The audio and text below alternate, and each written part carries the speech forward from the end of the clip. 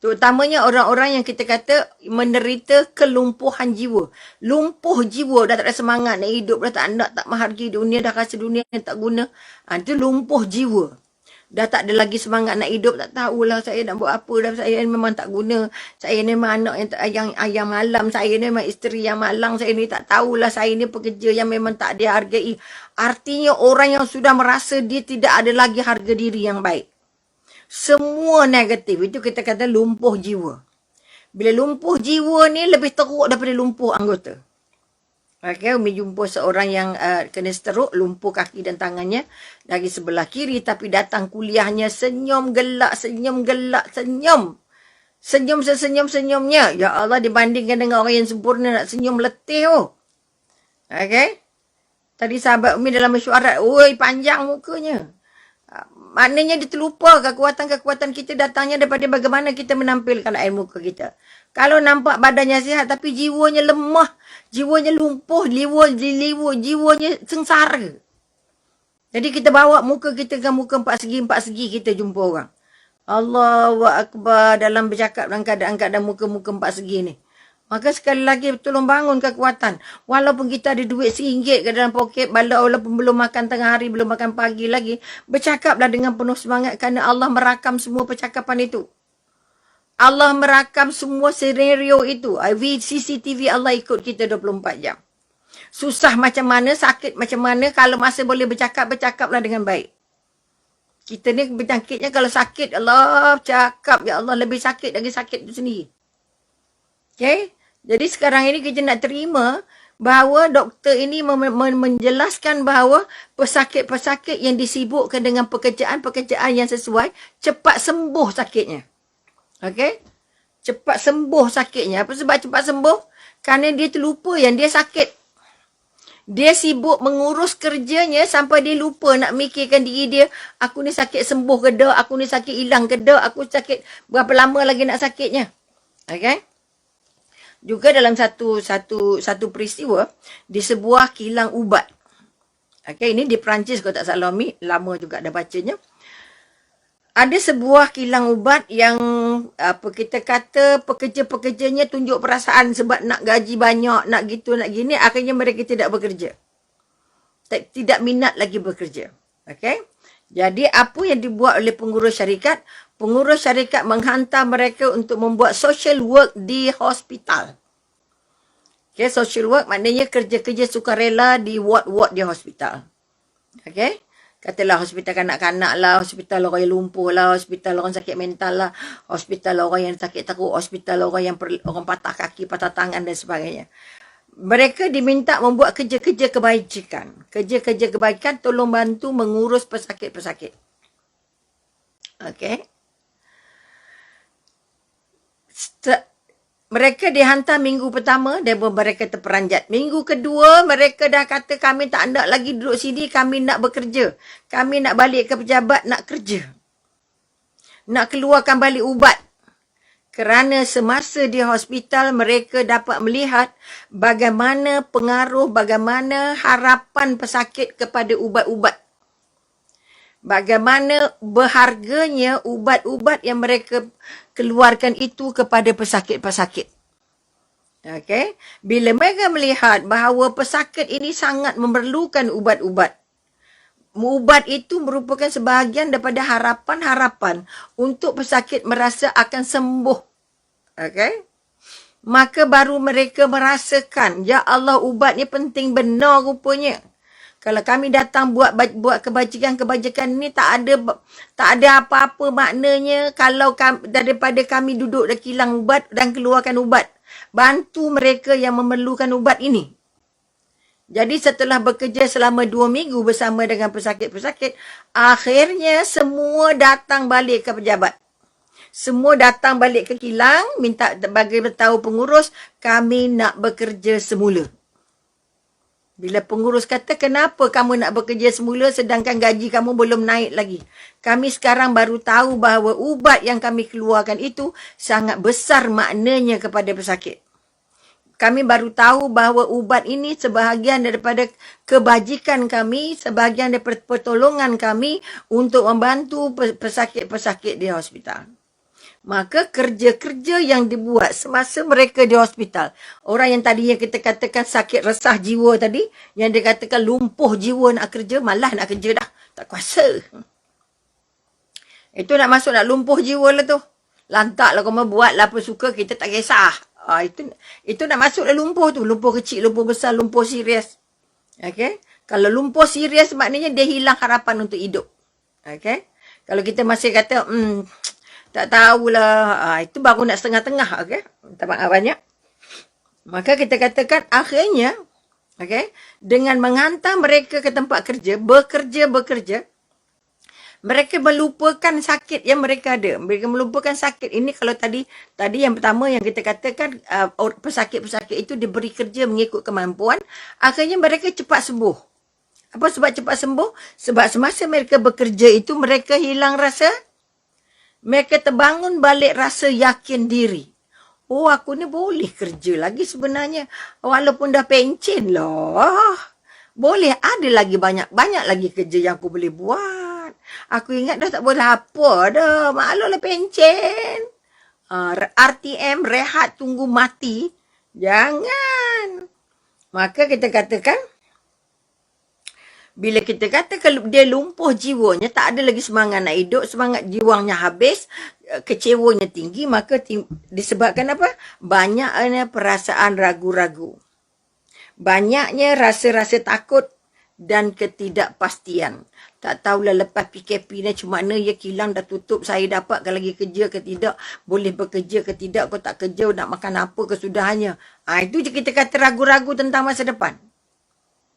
Ragu-ragu tentang masa depan, ketidakpastian tentang suasana yang akhirnya kita merasa, ya Allah, macam mana nak meneruskan kehidupan ni, ya Allah. Maka kekuatan yang kita nak bangun ialah dengan bekerja kita akan muncul perasaan, apa yang kita katakan, rasa berani.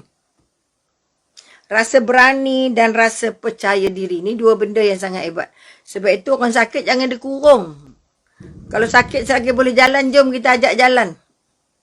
Ya, kita ajak jalan, kita ajak jumpa orang.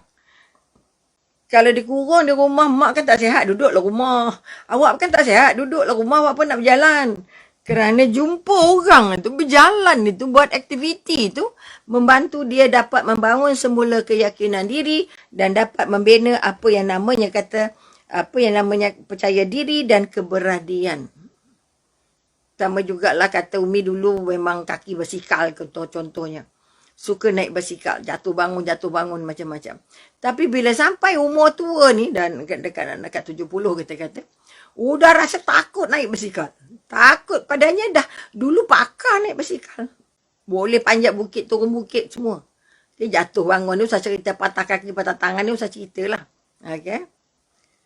Tapi bila anak kata, cuba je. Tapi takutnya besar. Bila takutnya besar, tak lepas dah. Sebab itu kita kata kalau kita buat, kita nak bangun rasa yakin. Okay, rasa yakin, terbangun rasa yakin. Okay, ini di antara rasa berani dan percaya diri. Kalau kita kata kita dah tua dah, tak payahlah nak ke sana, nak ke sini. Tapi pergilah. Cuba pergi. Yang kata Allah tak tahu larat ke tidak, nak jalan 2 jam dalam kereta no. Jangan. Cuba buat. Ini kekuatan-kekuatan yang kita nak bangunkan, bahawa orang yang kononnya rasa tak sihat, kononnya rasa lemah, kononnya rasa tak bahagia, kononnya rasa dah tak nak hidup, cuba bagi dia task, bagi dia tugas, bagi dia kerja. Akan mengikut kemampuan-kemampuan dia. InsyaAllah dia akan jadi orang yang lebih ceria, orang yang lebih membantu, orang yang lebih ada yakin diri dan sebagainya. Maka sebab itu kita katakan, orang yang merasa hidupnya panjang, dia duduk bersila. Sebab tak apa lagi panjang lagi umur kot. Baru 60. Contohnya. Tak boleh begitu. Maknanya kalau kita diserang oleh penyakit ragu-ragu, diserang oleh sakit bimbang, diserang oleh rasa takut, diserang oleh rasa yang tidak pasti. Okay? Maka kita harus mula sibukkan diri kita. Sebab kita kalau boleh tak nak mati dalam keadaan kosong. Tak nak mati dalam keadaan termangu-mangu. Tak nak mati dalam keadaan tak buat apa-apa. Okay, sebab itu kita kata para ulama dulu mati pun pegang Quran, bacanya mulutnya tak habis, tak putus dengan Al-Quran dan sebagainya. Ada yang mengajar lagi, okey, berbincang lagi dengan orang yang melawat dia. Padahal dia nak jumpa nazak dah. Orang yang datang melawat tu dia masih berbincang pasal ilmu lagi. Orang yang melawat tu turun tangga je dari rumahnya, keluar pintu saja dah dengar dah anak-anaknya menangis. Tanda ayahnya sudah berangkat. Ini contoh. Sebab itu kekuatan yang nak dibangun, tolong guna semua ruang-ruang yang ada. Kita kalau sakit terlentang, mana nak sihatnya? Tak boleh rasa letih, tak boleh rasa lemah, kaki macam tak boleh jalan. Memang tak boleh jalan lah. Memang tak boleh jalan. Ini kekuatan yang nak dibangun. Saya tak boleh makan ni masam, tak boleh makan ni sejuk. Makan je sikit perut lah. Okay. Maka kekuatan yang nak dibangun bahawa doktor ini mengesahkan bahawa kalau kita rasa hidup kita ini singkat, jangan dibuang sia-sia. Sehari atau setengah hari sahaja. Masa kamu di dunia ini sangat pendek, kata Allah. Pegang itu. Masa ni pendek, maknanya kalau terlintas Allah siratkan dalam kepala nak buat baik, buat. Kalau rasa Allah tetik hati kita nak melawat kawan sakit, pergi. Esok lah, lusa lah, tulat lah. Jangan. Sebab kita tak tahu umur kita berapa. Umur kita dijemput bila. Sama jugalah teringin nak buat itu, teringin nak makan itu. Buat. Kalau boleh dibuat, buat. Kalau boleh beli, cari. Kerana kita tak tahu esok itu kita punya ataupun tidak. Kita mengharap ada esok, tapi harapan kita belum tahu dipenuhi Allah. Kerana hidup ini singkat. Sebab itu tak sempat nak kata orang, tak sempat nak cerita buruk orang, tak sempat nak menilai masalah orang, tak sempat nak banyak, tak sempatnya. Tak sempat nak ngumpat, tak sempat nak tengok kereta orang, tak sempat nak tengok perhiasan rumah orang, tak sempat nak tengok cincin orang, tak sempat nak tengok gelang orang. Kerana masa terlalu pendek, jangan dibuang. Jangan diguna benda tak guna. Jangan digunakan, jangan diisi dengan benda-benda yang lara. Jangan diisi benda-benda yang Allah tak suka. Yang tidak membuat kita dekat dengan Allah. Tak kira umur kita berapa. Kerana mati ada pada setiap umur. Mati ada pada setiap umur. Ni kekuatan yang nak dibangun. Kecil mati, remaja mati, muda mati, tua mati. Okay? Ni kekuatan-kekuatan yang nak dibangun. Maka hidup ini sebenarnya sangat pendek. Jangan guna untuk umpat orang. Rugi yuk. Jangan guna nak cari salah orang. Rugi. Jangan nak bercakap hal-hal yang tak ada kena-mengena kita dengan Tuhan. Hal-hal yang tidak ada kena-mengena dengan tugas-tugas yang kita buat. Kita nak buat baik tapi terselit-terselit juga. Tengok baju orang, tengok duduk orang, tengok kaki orang, tengok kasut orang. Pening kepala kita. Kedai makan saja tengok cara orang makan macam-macam bercakap. Nasib baiklah kita tak digalakkan sangat pergi kedai makan lagi. Ya, maka sekali lagi bangun kekuatan. Peringatan yang nak diangkat. Kenapa doktor ni kata begitu? Kerana dia tak, kalau pun kita diuji dengan sakit, maka tolonglah gunakan ruang-ruang yang mana mampu untuk membuat yang baik-baik. Baca ke, nulis ke, baca Quran ke, baca buku. Bacalah apa pun. Asalkan, apa sebab bila kita bekerja, darah kita jalan banyak. Otak ni mula memikir benda lain. Ni kekuatan. Okey, sebab itu kita kata apa? Orang yang kita kata sayang dengan waktu, walaupun dia sakit, dia tetap buat yang baik. Okay, kalau kita jaga mak-mak kita ke dulu, kata pengalaman peribadi, jaga mak yang stroke sebab otaknya pecah, kan urat yang dalam kepalanya pecah satu sebab urat di sini, urat di sini tersumbat, akhirnya pecah uratnya, maka sulitlah untuk dibaiki. Dan ketika otaknya salah tu, otaknya meragam sebelah tu, dia bertukar jadi karakter-karakter yang sangat negatif. Padahal dia bukan orang yang negatif. Contohnya. Okay, ini yang kita nak minta doa dengan Allah. Ya Allah, Tuhanku, matikan aku dalam husnul khotimah.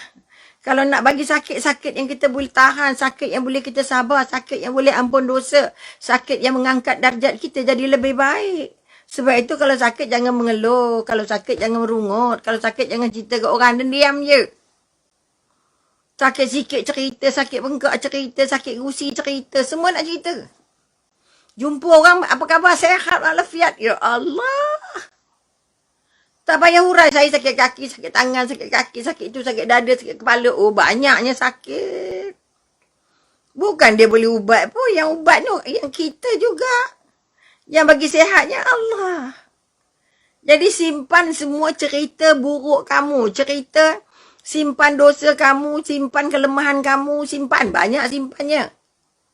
Sebagaimana kamu menyimpan kesalahan-kesalahan kamu. Okey, jangan cerita ke orang, saya sakit gigi, sakit tangan, sakit mata. Kecuali ditanya, kecuali perlu. Kalau tak perlu, jalan je.